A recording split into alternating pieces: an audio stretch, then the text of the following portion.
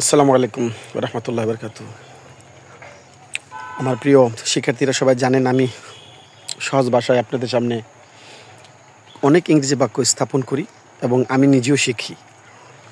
তো যদিও আমি কম জানি, আমি চাই যে আমার দেশীয় ভাই, আমার বাংলা ভাষাভাষী ভাইয়েরা শিখুক, কারণ অনেক দেশ ঘুরে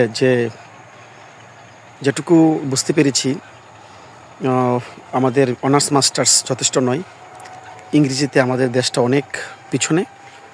তো সেই ধারাবাহিকতায় চিন্তা করে আমি সহজ ভাষায় ইংরেজি আপনাদের সামনে স্থাপন করি। আপনারা ভালো লাগলে একটু শেয়ার করবেন, কমেন্ট করবেন।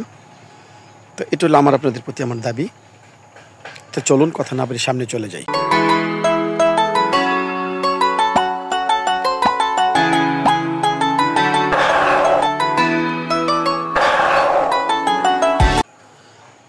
আমি আপনাদের সামনে আজকে এমন একটি বাক্য নিয়ে হাজির হচ্ছি, আপনারা অবাক হবেন যে আমরা কোথায় ভুল করি। যেমন দেখবেন, আমি লজ্জা নয়, শেখার জন্য বলতে হবে যে আমার হাগু পেয়েছে বা আমি হাগু করব, অর্থাৎ আমি পায়খানা করব, অথবা আমার পায়খানার ব্যাগ পেয়েছে। আমরা বলি না যে আমার এখন একটু বাথরুম করতে হইব, কথাটা বলি না? সেই কথাটাই মানে আমরা শুদ্ধ ভাষায় হাগু বললাম, আমার হাগু পেয়েছে আর আমি হাগু করব।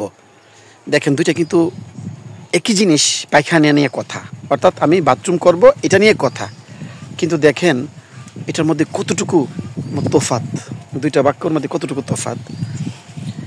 যে যখন আমি বলবো যে আমার একটু বাথরুম পেয়েছে, আমি বলি না যে আমি একটু বাথরুম পেয়েছে, বাথরুমে যাব, বলি না আমরা যে আমার একটু বাথরুম পেয়েছে বা আমার একটু হাগু পেয়েছে।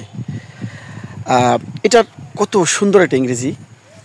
অনেকে আমরা কিন্তু স্টুল জানি, মল ত্যাগ করা, যে আমি এখন মল ত্যাগ করবো। আমি দুইটা বাক্যই বলবো, আমার এখন হাগু পেয়েছে, I need to pop, PWP pop. Pop মানে কিন্তু গুলি বর্ষণ করা, পপ মানে কিন্তু ছুটে চলা, হ্যাঁ, এগুলোকে বোঝায়।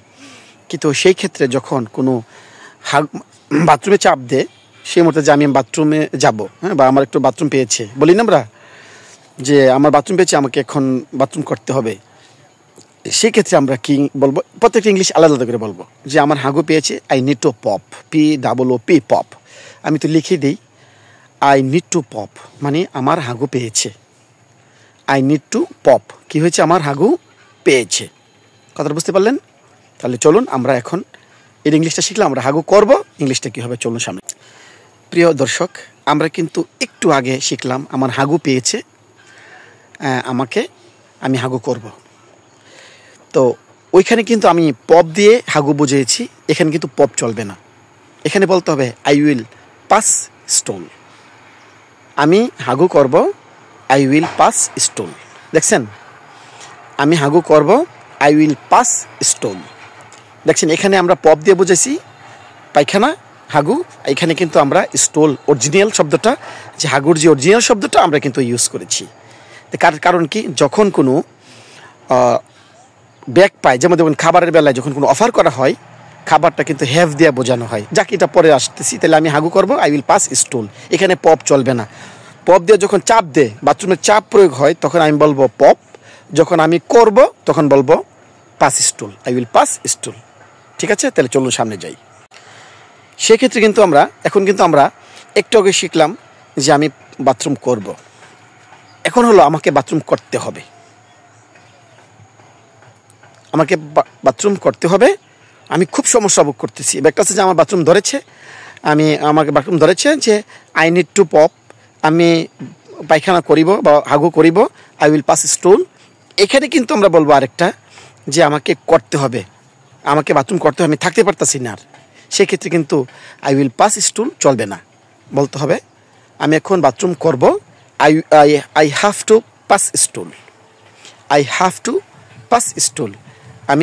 আমাকে বাথরুম করতে হবে, আমাকে হাগু করতে হবে, আই উইল পাস স্টুল। আমাকে কি করতে হবে? বাথরুম করতে হবে। তো আশা করছি বাথরুমের 3টে ইংলিশ জানছি, এই দিয়ে কিন্তু সকল বাথরুম আমার হয়ে যায়। চলুন সামনে যাই। এখন শিখবো আমরা যে আমার তো বাথরুম পেয়েছে, আমি ইংলিশটা শিখেছি, আমি বাথরুম করব ইংলিশে শিখেছি, আমাকে বাথরুম করতে হবে এটা ইংলিশটা শিখেছি। এখন শিখাবো বাথরুমটা কোন দিকে। ঠিক আছে, এখানে সুন্দর একটা ইংলিশ শুনেন। আমরা কিন্তু বাথরুম বলি না, আসলে কিন্তু ইন্টারন্যাশনালি বাথরুম বলে না, টয়লেটও বলে না, বলে রেস্ট রুম। কি বলে? Rest room. বাথরুমটা কোন দিকে বা বাথরুমটা কোথায়? হোয়ার মানে এরা বলবে where, where is the restroom, where is the restroom. Bathroom কোথায়? Where is the restroom. বাথরুমটি কোথায়? Where is the restroom. অনেকে যদি টয়লেট বলেন বুঝে ফেলবে, কিন্তু বুঝবে আপনি ইংরেজিতে তো পারদর্শী নয়। তাহলে বাথরুম সম্পর্কে সকল ইংলিশ আমরা বুঝে ফেললাম। ওয়ার ইজ দ্য রেস্টরুম, বাথরুমটি কোথায়। চলুন সামনে যাই।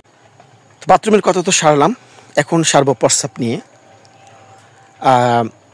আমাকে সহজ কথাতে বুঝে ফেলছেন যে দুইটার ইংলিশ বাথরুমের বিষয়ে আপনারা একটু আন্দাজ করে ফেলেন যে লেগে গেছে, ফেস লেগে গেছে। আমরা পাস ইউরিন দিয়ে বোঝাবো যে pass urine, pass urine, urine দিয়ে বোঝায় প্রস্রাব, পি অর্থ প্রস্রাব। কিন্তু কথাটা শুনেন যে সেই ক্ষেত্রে আবার পি সব জায়গায় ব্যবহার করলে চলবে। যে কোনো আমার এখন হিসু পেয়েছে, I need to P. I need to P মানে কি আমার একটু হিসু পেয়েছে, মানে আমার প্রস্রাব পেয়েছে, আমার প্রস্রাবের ব্যাগ এসেছে। ইংলিশটা কি বলবেন? I need to P. I need to P মানে কি আমার প্রস্রাবে পেয়েছে, আমাকে প্রস্রাবে পেয়েছে। ইংলিশটা কি? I need to P. কথা ক্লিয়ার? আমাকে প্রস্রাবে পেয়েছে। চলুন সামনে একটু আগাই। আমি প্রস্রাব করব, আমার প্রস্রাব পেয়েছে, আমি প্রস্রাব করব, ও আগের মতোই আমি প্রস্রাব করবো। ইংলিশটা কি? আমরা সহজ ভাষায় বসে বলি যে তো এটা future indefinite tense, I will P. এখানে আই উইল পি দিলেও চলবে, আই উইল পাস স্টোল দিলেও চলবে। I am sorry, I will P অথবা আই উইল পাস ইউরিন, এটাও চলবে। তাহলে সংক্ষেপে আই উইল পি, বাস হয়ে গেল। আই উইল পি মানে কি আমি এখন প্রস্রাব করব। আই উইল পি, আমি প্রস্রাব করব। কথাটা শিওর? এখানে যদি আপনারা কেউ বলেন আই উইল পাস ইউরিন, তাও চলবে। কথাটা clear? I will pass urine, তাও আমাদের ইংরেজিটা হয়ে যাবে। তাহলে আমরা শিখলাম। এখন চলুন একটু সামনে। আমরা তো প্রস্রাব করলাম, প্রস্রাব করব, একটা সে প্রস্রাব করব, হ্যাঁ আমার প্রস্রাব 5 মিনিট পরে করলে চলবে। কিন্তু এখন হলো না, আমাকে প্রস্রাব করতেই হবে, আমি আর টিকতে পারতেছি না। সেক্ষেত্রে আমরা কি ইংলিশ বলবো? I have to pass urine, আমাকে প্রস্রাব করতেই হবে। আই হ্যাভ টু পি, আমাকে প্রস্রাব করতেই হবে। দুইটা ইংলিশ দিলে চলবো।